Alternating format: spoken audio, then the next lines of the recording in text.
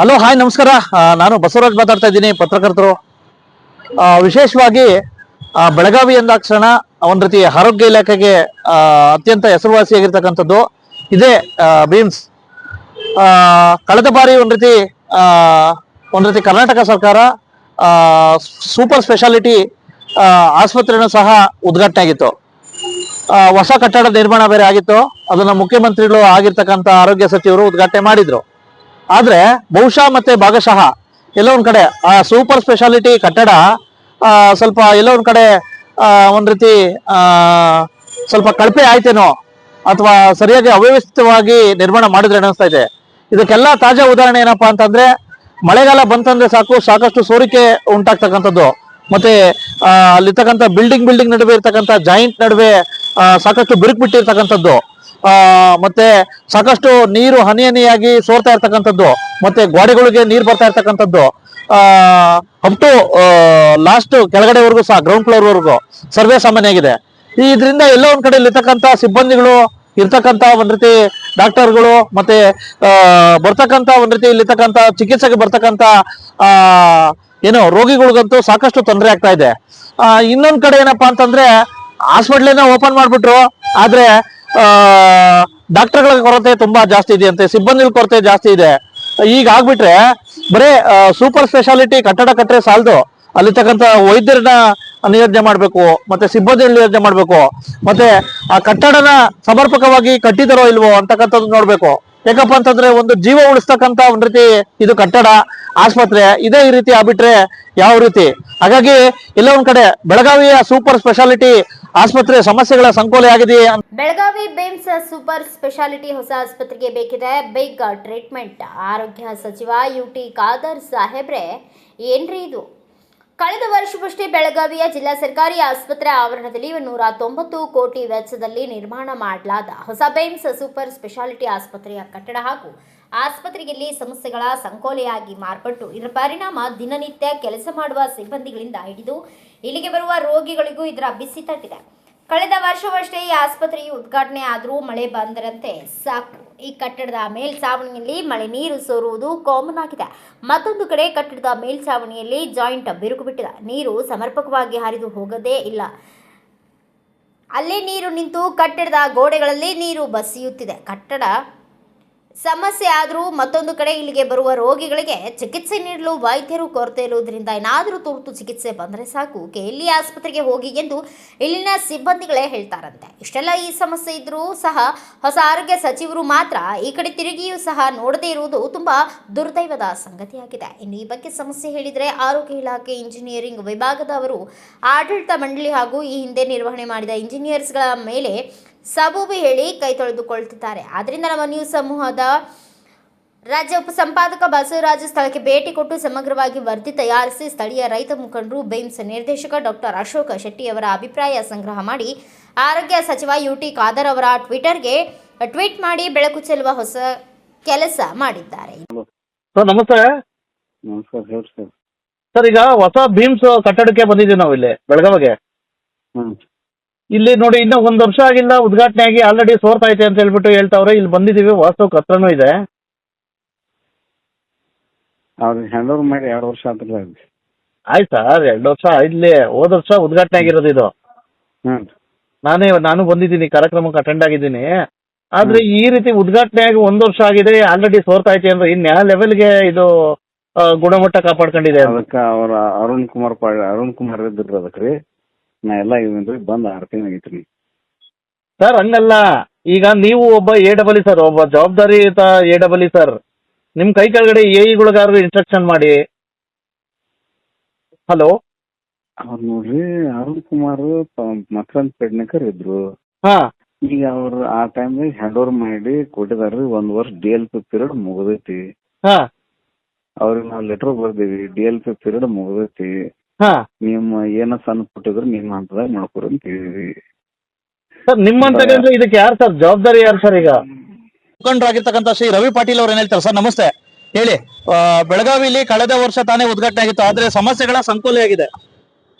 ಸಾವಿರಾರು ಕೋಟಿ ಗಂಟ್ಲೆ ನಮ್ಮ ಸರ್ವಾಂಗೀಣ ಜನರ ತೆರಿಗೆ ಹಣದ ದುಡ್ಡನ್ನ ಇಲ್ಲಿ ಸರ್ವಾಂಗೀಣ ಜನರ ಜಿಲ್ಲೆ ಒಳಗ ಸ್ವಲ್ಪ ಅನಾರೋಗ್ಯದಿಂದ ಬಳಗು ಸಂಬಂಧ ಒಂದು ದೊಡ್ಡ ಹಾಸ್ಪಿಟಲ್ ಕಟ್ಟಾಕಿ ಸರ್ಕಾರಗಳು ಕೈಗೊಂಡು ಇದು super speciality hospital Belagavi BIMS ಇದು ಹೋದ ವರ್ಷನ ಉದ್ಘಾಟನೆ ಮಾಡಿದಾರು. ಆಗಿನ ಸಚಿವರು ದಿನೇಶ್ ಗುಂಡೂರಾವ್ ಅವರು ಇದ್ರು. ಈಗ ವಿ.ಟಿ. ಖಾದರ್ ಅವ್ರು ಅದಾರು.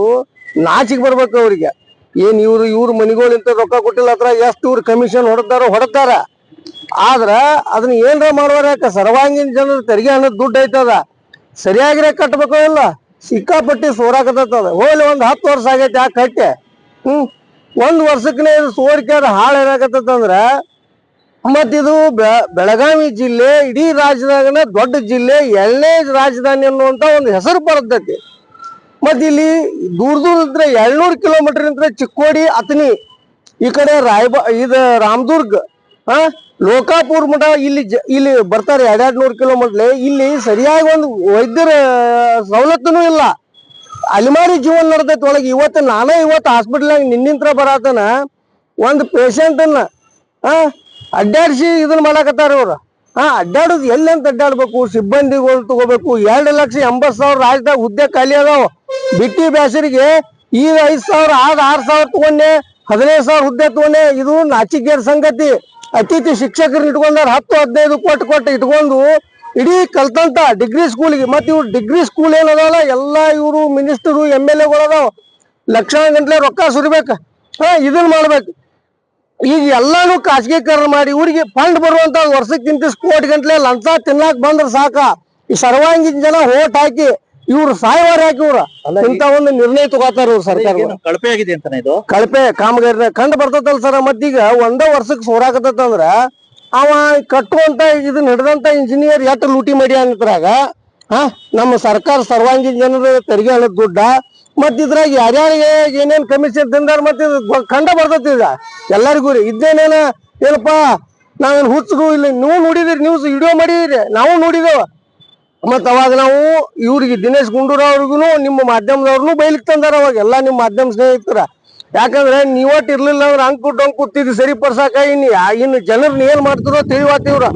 ತಕ್ಷಣ ಇದನ್ನ ದುರಸ್ತಿಗೋಸ್ಬೇಕ. ಮಾಡಿದಂತ ಇಂಜಿನಿಯರ್ ಮೇಲೆ ಏನ್ ಟೆಂಡರ್ ತಗೊಂಡಲ್ಲ ಇದನ್ನ ಕಟ್ಟಾಕ ಅವನ ಮೇಲೆ ಕಟ್ಟುನಿಟ್ಟಿನ ಕ್ರಮ ತಗೋಬೇಕ.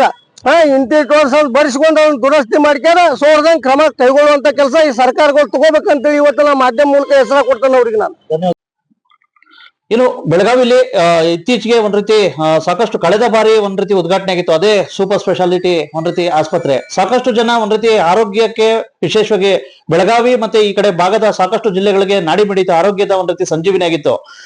ಉದ್ಘಾಟನೆ ಆಗಿ ಇನ್ನ 1 ವರ್ಷ ಆಗಿಲ್ಲ. ಸಾಕಷ್ಟು ಒಂದ್ ರೀತಿ ಎಲ್ಲ ಒಂದ್ ಕಡೆ ಮೇಲಿಂದ ಸೋತಾ ಇರ್ತಕ್ಕಂಥದ್ದು ವಿವಿಧ ರೀತಿಯಲ್ಲಿ ಸಾಕಷ್ಟು ಒಂದ್ ರೀತಿ ಬಿರುಕು ಬೀಳ್ತಾ ಇರ್ತಕ್ಕಂಥದ್ರ ಬಗ್ಗೆ ರೈತ ಸಂಘದ ಮುಖಂಡರು ಆರೋಪ ಮಾಡಿದ್ದಾರೆ. ಈ ಬಗ್ಗೆ ಸ್ವತಃ ವಾಸ್ತವಕ್ಕೆ ನೋಡಿದ್ರು ಸಹ ಸ್ವಲ್ಪ ಹತ್ತಿರವಾಗಿದೆ. ಸ್ವತಃ ಬಿಮ್ಸ್ ನ ನಿರ್ದೇಶಕರಾಗಿರ್ತಕ್ಕಂಥ ಡಾಕ್ಟರ್ ಅಶೋಕ್ ಶೆಟ್ಟಿ ಅವರು ಏನ್ ಹೇಳ್ತಾರೆ? ಸರ್ ನಮಸ್ತೆ. ನಮಸ್ತೆ. ಕಳೆದ ಬಾರಿ ನಿಮ್ಮ ಒಂದ್ ರೀತಿ ವಿಶೇಷ ಪ್ರಯತ್ನದಿಂದ ಒಂದ್ ರೀತಿ ಉದ್ಘಾಟನೆ ಬಗ್ಗೆ ಕಂಡಿತ್ತು. ಆದ್ರೆ ಸಮಸ್ಯೆಗಳ ಸಂಕೋಲೆ ಆಗಿದೆ. ಈಗ ಉದ್ಘಾಟನೆ ಆಗಿ ಈಗ 2 ವರ್ಷ ಆಗಿದೆ. ಹಾಗೆ ನಮ್ಮಲ್ಲಿ ಈಗ ಎಲ್ಲಾ ಡಿಪಾರ್ಟ್ಮೆಂಟ್ ಕಾರ್ಡಿಯಾಲಜಿ ಡಿಪಾರ್ಟ್ಮೆಂಟ್ ಕಾರ್ಯನಿರ್ವಹಿಸುತ್ತಿದೆ. ನಾವು ಆಲ್ಮೋಸ್ಟ್ 150 ಮೇಲೆ ಸ್ಟಂಟ್ ಹಾಕಿದ್ದೆವು. ನ್ಯೂರೋ ಸರ್ಜರಿ ಡಿಪಾರ್ಟ್ಮೆಂಟ್ ಅವರು 200 ಮೇಲೆ ಆಪರೇಷನ್ ಮಾಡಿದ್ದಾರೆ. ಮತ್ತೆ surgical gastroenterology, medical gastroenterology, nephrology, urology ಎಲ್ಲಾ ಡಿಪಾರ್ಟ್ಮೆಂಟ್ ಅಲ್ಲಿಯೂ ಸಹ ಬಹಳ ಚಿಕಿತ್ಸೆಗಳು ನಡೆಯುತ್ತಿದೆ. ಇದು ಏನಾಗಿದೆ ಅಂದ್ರೆ ಈ ಇದರಲ್ಲಿ ಸಮಸ್ಯೆ ಅಂದ್ರೆ ನಾವು ಲಾಸ್ಟ್ 2 years ಇಂದ ಅದರಲ್ಲಿ ಮಳೆಗಾಲದಲ್ಲಿ ಒಂದು ಸಮಸ್ಯೆ ಆಗ್ತಿದೆ. ಅಲ್ಲಿ ಬಿಲ್ಡಿಂಗ್ ಎಕ್ಸ್ಪಾನ್ಷನ್ ಜಾಯಿಂಟ್ ಅಂತಿದೆ. ಅಂದ್ರೆ ದೊಡ್ಡ ಬಿಲ್ಡಿಂಗ್ ಆಗಿರೋದ್ರಿಂದ ಅಲ್ಲಿ ಎಕ್ಸ್ಪಾನ್ಷನ್ ಜಾಯಿಂಟ್ ಅಲ್ಲಿ ಸ್ವಲ್ಪ ಮಳೆ ಬಂದಾಗ ಸ್ವಲ್ಪ ನೀರು ಸೋರಿಕೆ ಆಗ್ತದೆ. ಲಾಸ್ಟ್ ಟೈಮು ನಾನು ಆಲ್ಮೋಸ್ಟ್ ಒಂದು ಕರ್ನಾಟಕ ಹೆಲ್ತ್ ಇಂಜಿನಿಯರಿಂಗ್ ಸರ್ವಿಸ್ ಅವರಿಗೆ, ಮುಖ್ಯ ಇಂಜಿನಿಯರಿಗೆ ಮತ್ತೆ ಅವರು ಚೀಫ್ ಇಂಜಿನಿಯರ್ ಧಾರವಾಡದವರಿಗೆ ಆಲ್ಮೋಸ್ಟ್ ಒಂದು 11 ಲೆಟರ್ ಬರೆದಿದ್ದೆವು.